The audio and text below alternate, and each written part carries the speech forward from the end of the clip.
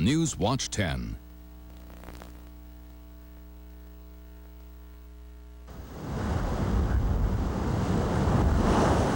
August 19th, 1991. Mother Nature vents her fury on southern New England. 2:45 in the afternoon, Hurricane Bob, packing winds of 115 miles per hour, slams into Rhode Island and then barrels up the coast.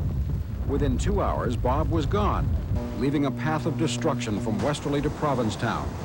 Seagoing vessels turned into land vehicles. Land vehicles turned into sea vessels.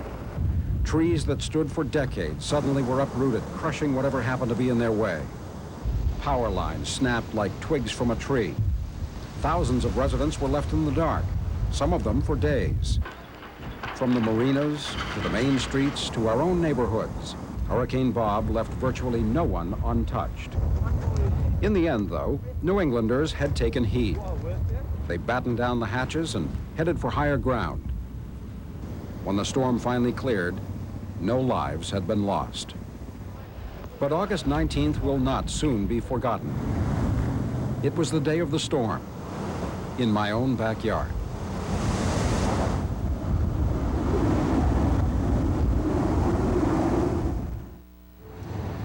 Good evening, I'm Doug White. Narragansett Bay. It is Rhode Island's greatest natural resource, a way of life for those of us in the ocean state. But tonight we're going to show you how Mother Nature's fury can turn these pristine waters into a destructive force. For those of you who have been without electricity, this may be your first look at the damage caused by Hurricane Bob. In addition to our coverage, we're also going to show you tonight how some of you covered the storm. We'll begin with reports from our Newswatch 10 crews, and then we'll show you some of the videotapes that you were kind enough to bring to us. We'll start in an area that felt the full force of Hurricane Bob. Newswatch 10's Bob Ward reports from Newport.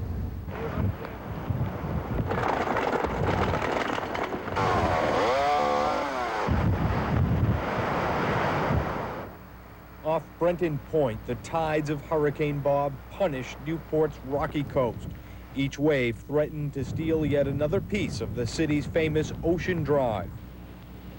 And the hurricane came close to claiming Newport's trendy downtown. Bowen's Wharf, including the Black Pearl restaurant, appeared most vulnerable. Floodwaters also overtook Castle Hill Cove. Normally, Coast Guard vessels are moored here, but thanks to Bob, someone's car almost needed a mooring. And look what Bob thought of all the yachts in Newport. Most helplessly danced to the music and the hurricane's ferocious winds. Some didn't even make it to the water. Downed power lines, split trees, flooded streets. Hurricane Bob has left much behind. Much that is now giving tourists something else to see in this tourist city and something else to talk about for years. Hurricane Bob hit the city of Newport head on, but it also hit Newport hard, and it moved on fast, and many believe that is what saved Newport from suffering widespread major damage.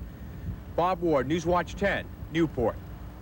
Electronics played a major part in the forecasting of Hurricane Bob. Meteorologists used radar and satellites to track the storm's course. And electronics allowed some of you stuck at home to record the hurricane on videotape. Now, when our grandchildren ask us about the hurricane of 1991, we'll be able to show them as well as tell them. Throughout tonight's program, we'll be showing you some of the home videos we received, and we begin in Cranston, where Tony DiOrio spent the stormy afternoon with his grandchildren.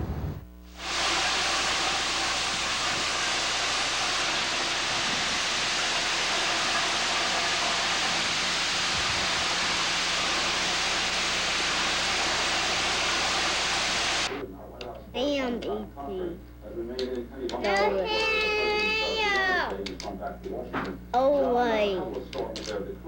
Now into my big tail landing right in the... Wow!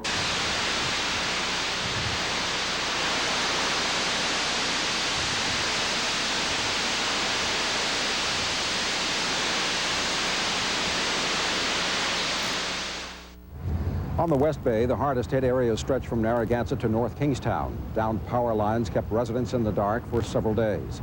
Damage to boats, trees, and a seaside restaurant was tremendous. Newswatch 10's Jody Kennedy shows us the day of the storm in South County.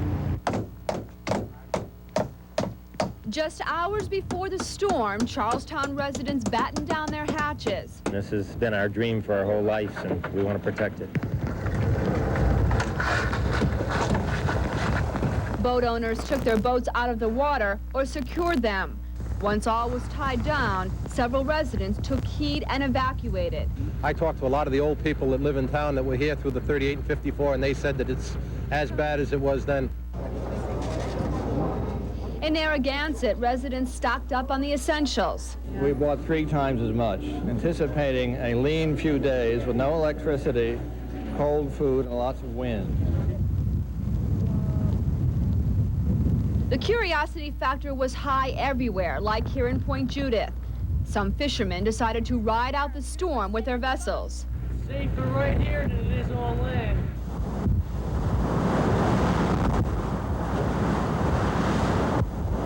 During the height of the storm, waves forced their way onto bonnet shores, testing the strength of boat moorings. In North Kingstown, Bob uprooted some trees. He snapped others in half, some taking power lines down with them. Robert Kosenska, who was evacuated from his home, saw this utility pole go down. I'm an electrician, and I figured, geez, maybe something was gonna be a feedback or something and start something on fire.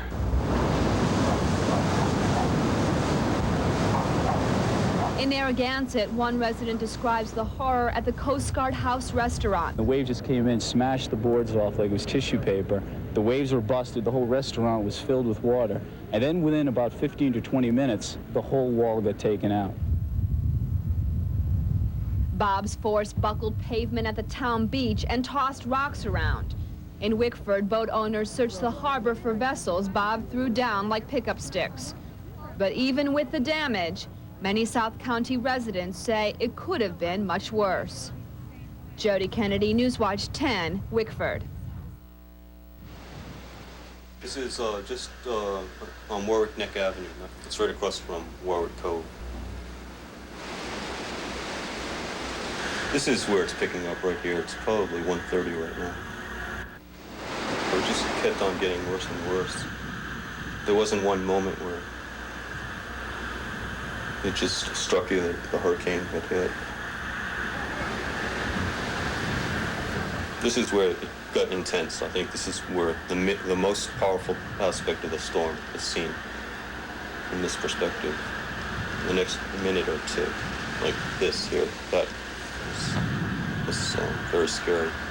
I had like a roof over me, so this is like the roof ended right where the camera was. But yeah, it was kind of scary being up there even. They didn't want to even stay out in the porch. They remained inside for a half hour. Because of the wind? Yeah, because it was too windy. Yeah, sorry.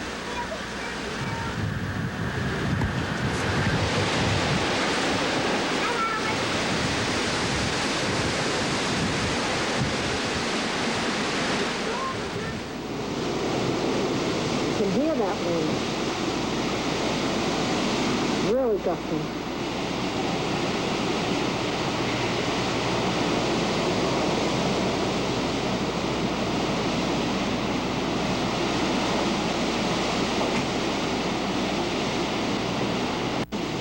At this point in time, we still have our electrical power. It's blinked several times, but we still have it. We are expecting it shortly to go out.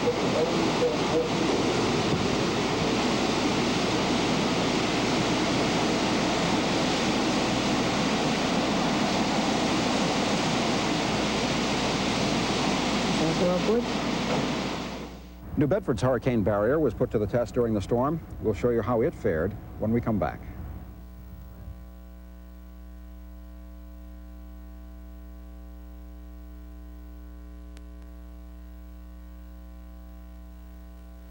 We're sitting still. Mattapoisett police officer Anthony Days was on Harbor Beach when the storm surge struck. It's coming our way. On Crescent Beach, Days watched helplessly as Bob picked up a cottage and carried it about 200 feet from its original location. Looks like it's riding off the telephone. Water on Main Street yet? Between the Pawtucket resident Michael Winters was in Mattapoisett to check on his sister the day after the storm.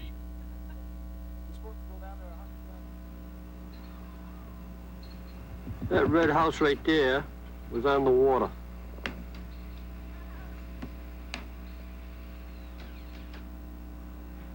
That red house right there was up here, beside that yellow house. This house belongs to my sister, and the boat got washed up maybe 2,000 feet away from the water, right from there. It came right up through there somehow.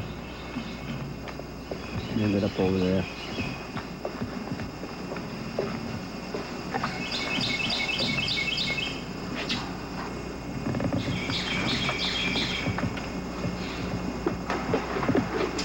Yeah, there's some red marks on this boat. Oh, yeah. I think it hit the red house. How are they ever going to get it out of here, though?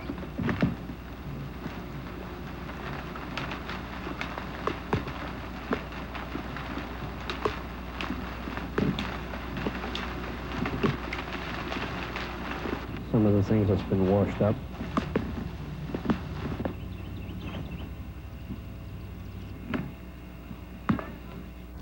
Hurricane Bob took a good deal of his fury out on southeastern Massachusetts, but the city of New Bedford was spared what could have been devastation thanks to the hurricane barrier. The gates to the barrier were left open until the very last minute to allow fishing boats entry into the safe harbor. By 1 o'clock in the afternoon, the Army Corps of Engineers would wait no longer. The steel jaws were finally closed. Some boats didn't make it. They were forced to ride out the storm just outside of the gates. The New Bedford Hurricane Barrier passed its first real test with flying colors, keeping water levels within the harbor to 2.5 feet, while the water outside the barrier hit a record high of 7.5 feet. But the barrier could do nothing to stop the ferocious winds. Sailboats and yachts were simply no match for Hurricane Bob. As Newswatch 10's Ken Malloy reports, damage to boats in that area will run into the millions of dollars. 2:30 p.m. Buzzards Bay is convulsing. Bob is here. Mighty trees sigh, they crack, they split, they fall in two and fall to the ground by the hundreds. Com Electric gives up on trying to keep the lines up. Well, we're killing this area so no one gets hurt. There's just too many down power lines. In the midst of this crazed crescendo, two people wander into the surf. They later emerge unharmed. The eye of the storm passes over New Bedford. Residents emerge first looking skyward, then surveying the damage. Amidst all the destruction, there have been no serious injuries. That is, unless you count sailboats. It's hard to imagine the kind of force that wind and waves can bring to bear on a boat like this one behind me, but just imagine, at one point, it was moored over here, but it was lifted up onto this causeway and dumped right there. The brunt of the storm passes New Bedford. The power is still out in some places. The shelters are now empty. The damage is being surveyed, categorized, and looked at with a strange sense of wonder. A rainbow gives a signal that all is clear. The anatomy of a dying hurricane. In New Bedford, Ken Malloy, Newswatch 10. This is the dock, one of the docks at the New Bedford Yacht Club.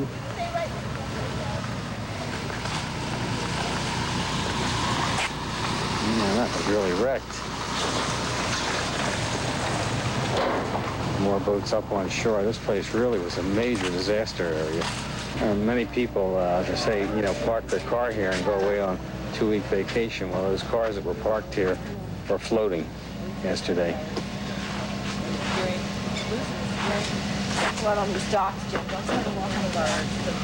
This thing is wrecked. This is a lift of small power boats, and it's been demolished. Look at them over there. Wow.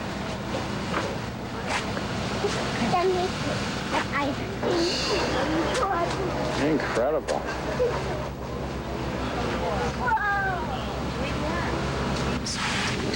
So this one might be salvageable. How them the crack? Yes, looks like it's okay.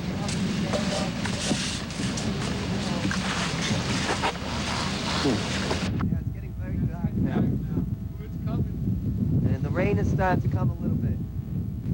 Mike is out there with Tony.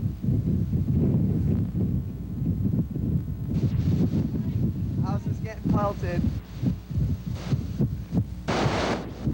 Unbelievable. I think the water's up over the pier. Never thought I'd see this.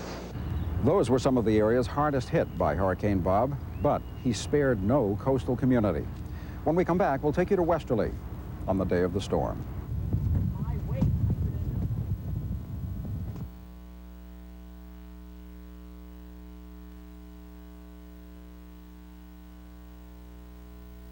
It's 10 minutes of 12.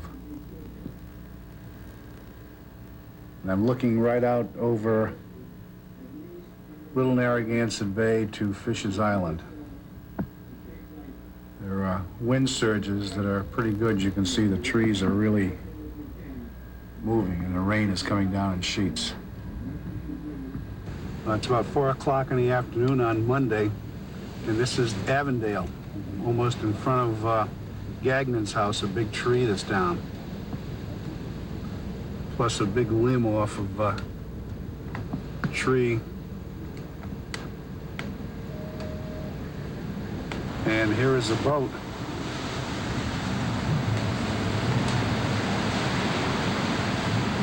It's evidently got loose and caught up down here in the marsh.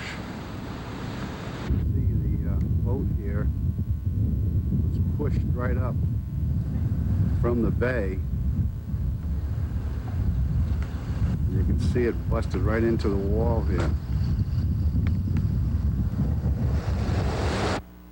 Westerly was one of the first communities to be hit by Hurricane Bob. But by the time he arrived, residents of low-lying areas had already evacuated, and others were prepared. Still, folks there say they and their town were very lucky. As Newswatch 10's Mark Anik shows us, some areas were more fortunate than others. The waves were saying, Bob is here. The high surf announcing his arrival. The storm making roads suitable for boat traffic only. Bob turned trees into roadblocks and tree limbs into torches. More evidence of just how much damage this storm is doing. We're standing on a cart path which is supposed to take us to the 12th tee here at the Mesquamicut Club. Well, the 12th tee is over there by that fence that you see. In between tee and green now is one rather large water hazard. Bob sent some people running for the shelters. At the Westerly High School, some were waiting and playing, some were waiting and worrying. I'm going to look to stay here all year round if my house is still there when I get back. Others refused to leave, no matter who was asking. Well, I've asked. These ladies weren't worrying about the storm, only that they needed a fourth for bridge. Yes, we do. Do either one of you play? Bridge? Yes. No. Would you like to teach us? They would use their humor to ride it out, to survive the wind and the rain. When it was over, there was damage, but neighbors saw less of it than they had expected. Just like a bad storm. I'm not excited or upset. We were lucky, very lucky.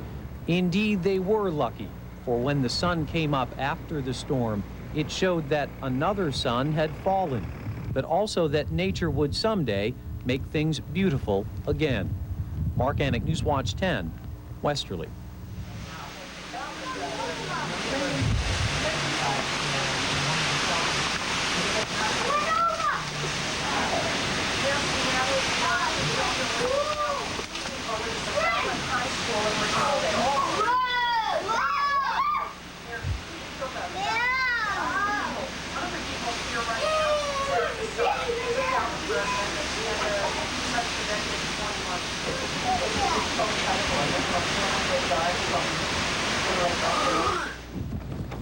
She sailed around the world twice. In fact, earlier this year, she even came in fourth in the VOC Challenge Round the World race. But Duracell was no match for Hurricane Bob. Luke Thorpe had his camcorder rolling as skipper Mike Plant tried to ride out the storm to keep Duracell above water and off the ground. Later, Mike told us what happened. The sail was out and full, and boy, the boat was really moving. There was 60 knots of wind. It was kind of exciting, but the sail ripped at that point. And really, we didn't have much of a chance after that. Just as the full force of Hurricane Bob barreled up the bay, Duracell could withstand it no longer. She ran aground. The sailboat was later lifted off the rocks. She needs repairs, but Mike Plant does not have any insurance. He says he'll fix her himself and start all over again. In fact, he says he plans to take part in the French Around the World Challenge next year. If Mike Plant is brave enough to ride out Hurricane Bob, we have no doubt he will be able to take on the world again. Across the bay, Hurricane Bob showed no mercy either. Coming up next, how the East Bay fared.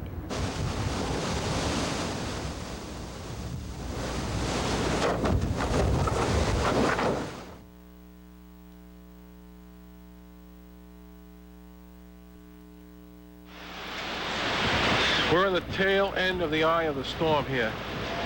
The sun looks like it wants to come out. Well, it is out, actually. Limbs everywhere. Look at this. This is my peach tree. You know, we'll probably lose all those peaches on there. So theoretically, the worst of the storm is over, I believe. Because at one point, I couldn't even open up the screen. But after the storm, or at least near the tail end of the storm, not sure what that is, but oh, what a mess, huh?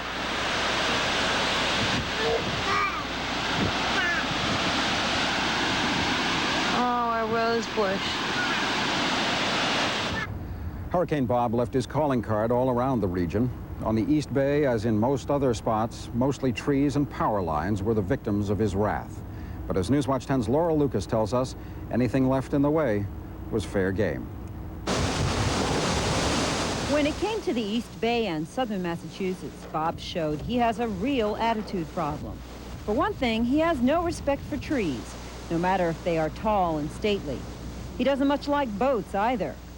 The fear that Bob would have no respect for people drove many residents of low-lying areas to shelters. 86 patients from the Grace Barker Nursing Home in Warren went to the local high school for the day.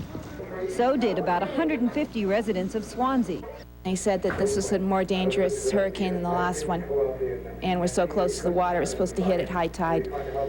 So I just decided to take the kids and go. No, we just brought magazines, newspapers, and TV, and just things to do, that's all. Should have brought a bottle of wine, actually. I usually stay there and ride it out, but this time I was scared. What scared you? I know the way they said it was going to be 120-mile-an-hour wind, and then how high the water was going to get, so I left. Hopefully, it's still there when I get back. Streets are another thing Bob has a bad attitude towards. He blocked them with downed power lines. He stripped them of traffic lights. And he flooded them. Here in Bristol, some boats were damaged. Some people had to be rescued from cars that were stalled in flooding. And everywhere you look, Bob took out his fury on the trees. Laurel Lucas, Newswatch 10, Bristol. In Barrington, Stanley and Caroline Butterfield were on hand as neighbors tried to keep a boat from running onto some rocks. The folks were able to turn the boat away from the rocks and into the wind, but the few hardy souls who had thoughts of riding out the storm thought better of that and decided to leave the boat to fend for itself. The Fox Point Hurricane Barrier was the real hero for the capital city. It spared downtown Providence from flooding. We'll have that report right after this.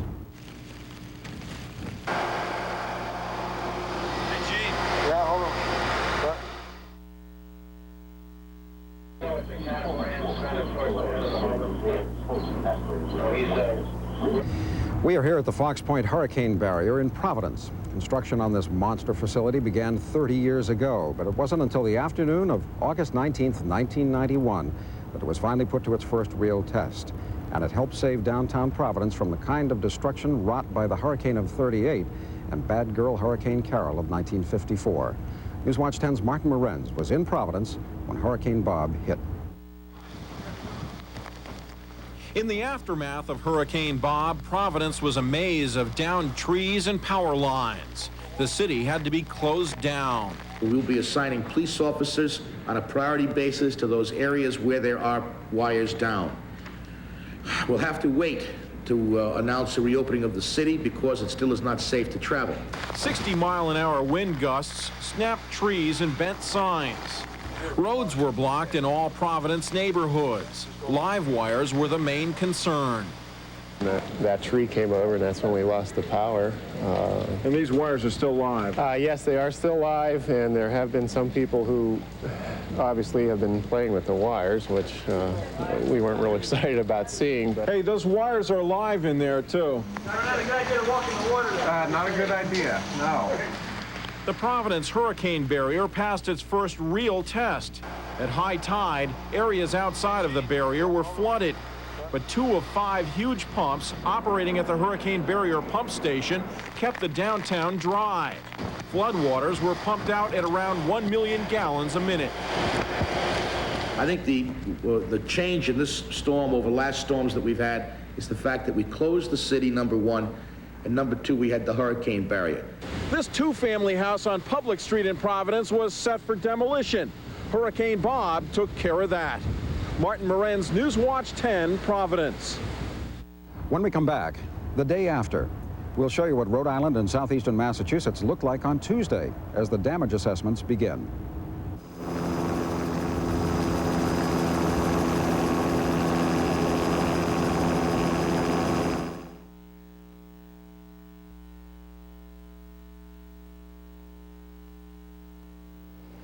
It's the trailer that was washed from way over there into the pond. And coming up, we'll have more houses washed into the pond. Here we have what was once a trailer park. All of what you're seeing here used to be the parking area for South Shore Beach. And right here, we have Jack Springer's yard, where the beach chairs, the lifeguard chairs washed up. Took it across the pond, across what used to be the parking lot. Came from over here. By the time Hurricane Bob finally blew out of town, darkness had fallen over southern New England, and it wasn't until the dawn's early light on Tuesday that the extent of his destruction would begin to be assessed. Newswatch 10's Jim Terracani toured the area on Tuesday, and this is what he found.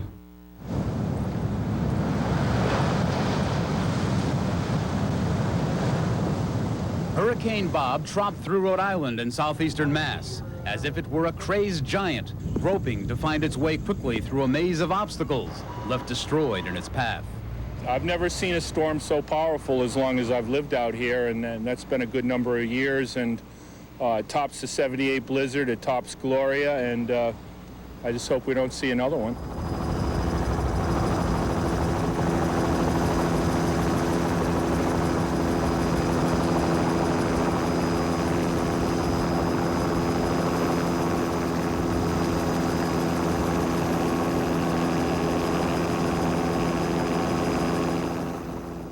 From high in the air, traces of the giant's path dotted the usually pristine coastline. On the surface, the playgrounds of summer were littered with man's broken toys. She just decided to lift the mooring and come in here with the rest of the boats. And she come in and hit the wall, and most of the damage was done with other boats and with the wall that she actually hit.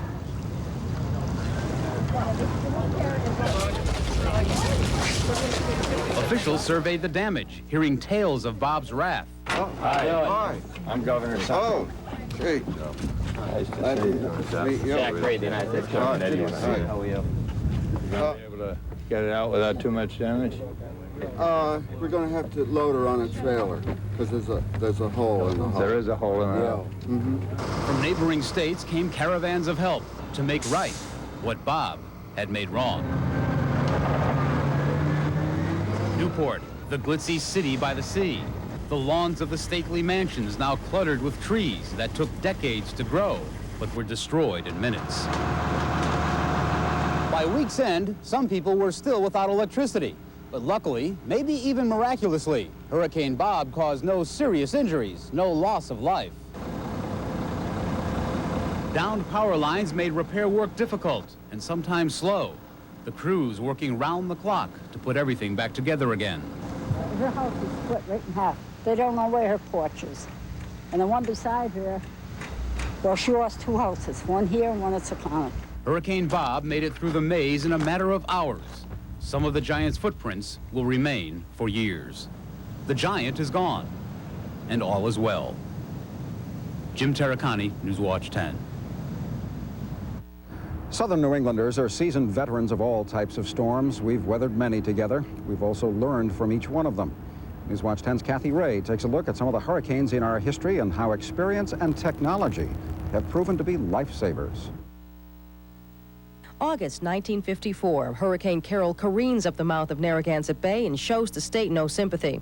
By the time Carol had her way, 16 were dead and damage tallied $200 million. Just 1 year later, two deadly storms spawn in the Atlantic, Connie and Diane. Streets turned to rivers, and when the hurricanes finally cleared, 200 people had died. Damage here, more than $800 million. In 1985, Hurricane Gloria, a Category 1 storm, swept through the Ocean State, and people by now were prepared. With sophisticated electronic tracking, forecasters by then were able to sufficiently warn people of the storm's path and its strength. And yes, there were some downed lines, broken boats, and branches, but casualties were few. Bob, in comparison, was a stronger storm than Gloria, a Category 3 with sustained winds of more than 115 miles per hour, thundering across the region.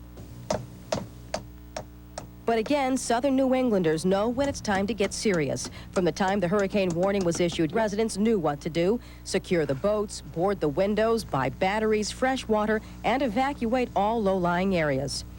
And for the first time, jaws of steel served to cradle the city of Providence as the hurricane barrier got its first real test. Experience and technology. Add those together and hopefully the tragedies of the past will never be repeated. Kathy Ray, Newswatch 10. Of course, all storms in this area are compared to the hurricane of 1938.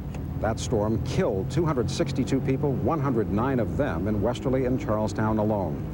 And without benefit of this hurricane barrier, a tidal wave left Providence under nearly 14 feet of water. Oh, God, what do you call this? Is this Hollywood special effects or what? Holy mackerel. Holy mackerel. It hurts? Yeah, the rain actually hurts. It hurts. Look at that. Isn't that great? Oh, my God. 2 to 4 footers inside the harbor going up. Holy mackerel. Coming up next, the path of the storm. Gary Lay writes the history of the hurricane.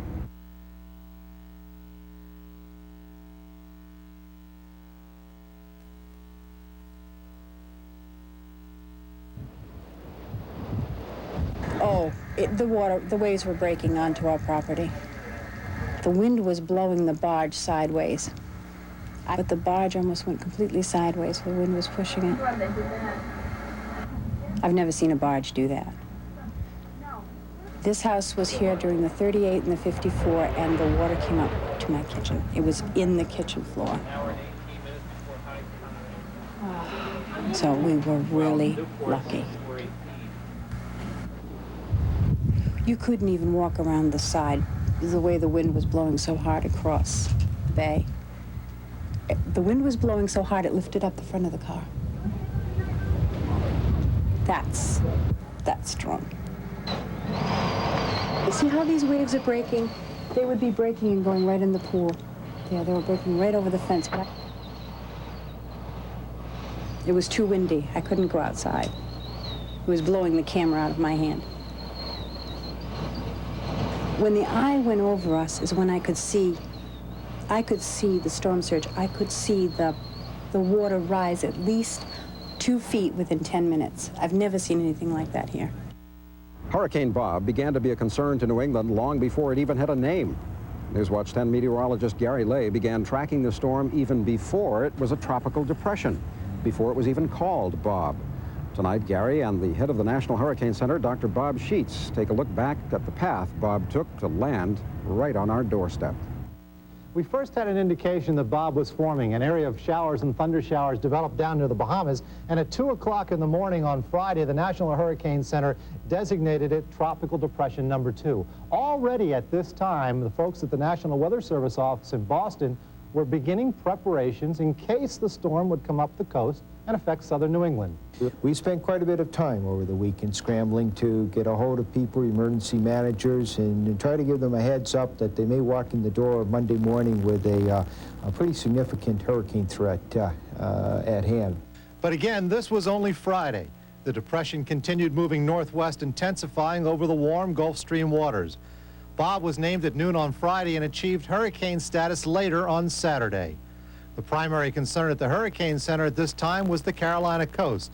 A slight jog to the east spared the Outer Banks from significant damage. Now the forecast scenario changed. About this stage, you now realize that it's going to accelerate.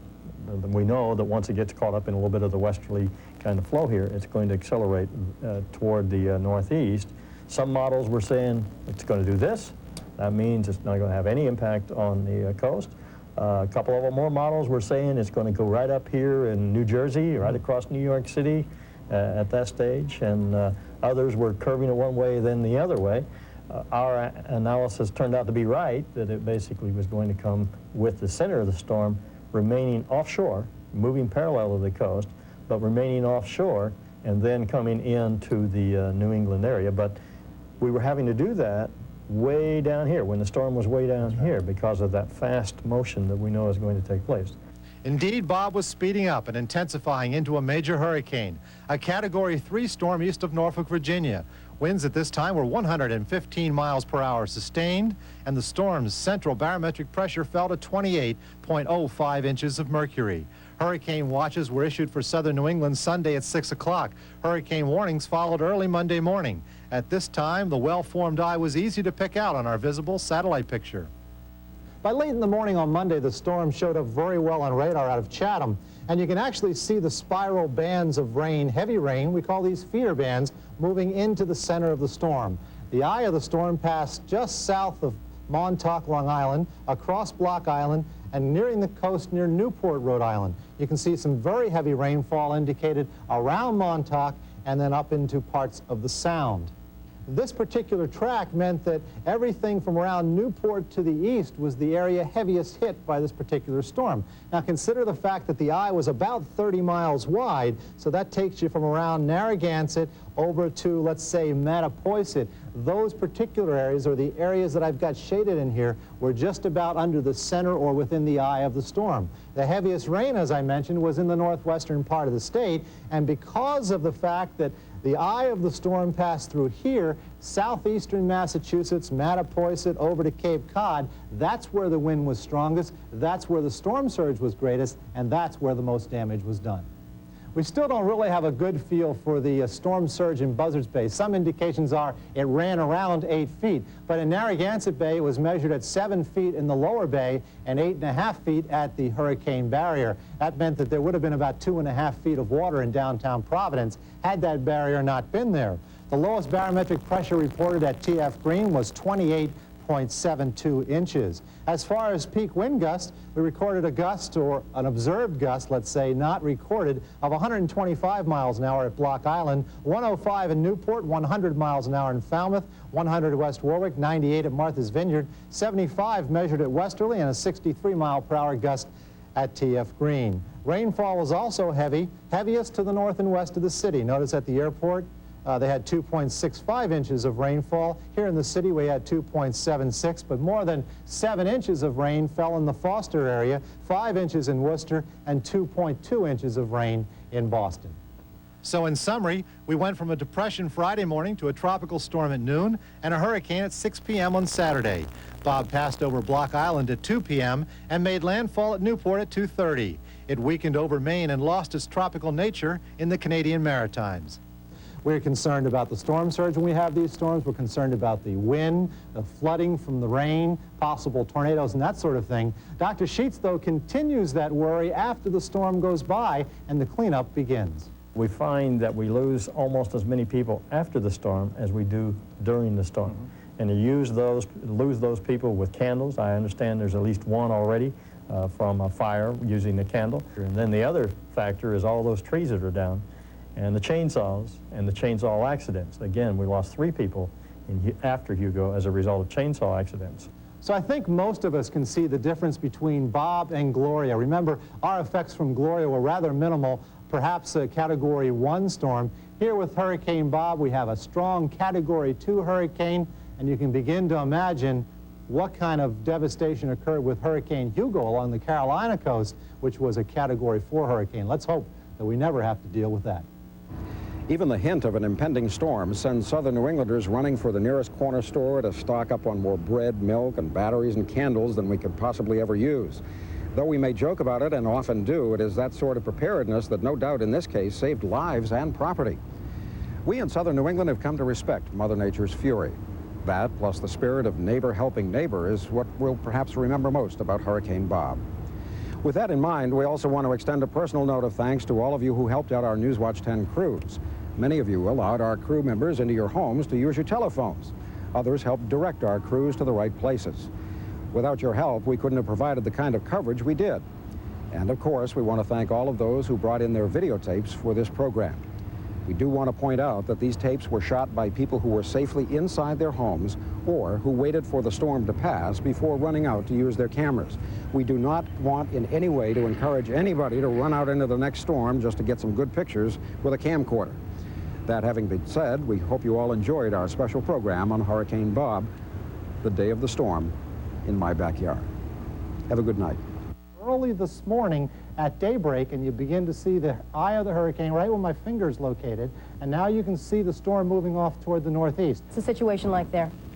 Right here, the wind is picking up. It's getting dramatically worse in the last hour or so. The rains have picked up. As of 1 o'clock this afternoon, the governor, by executive order, has closed all the roads in the state. That means all the roads, side roads, major highways, all the roads. They will be shut down for emergency vehicles only. An hour ago, if there was any doubt that Hurricane Bob was knocking at the door, by now those doubts have been erased.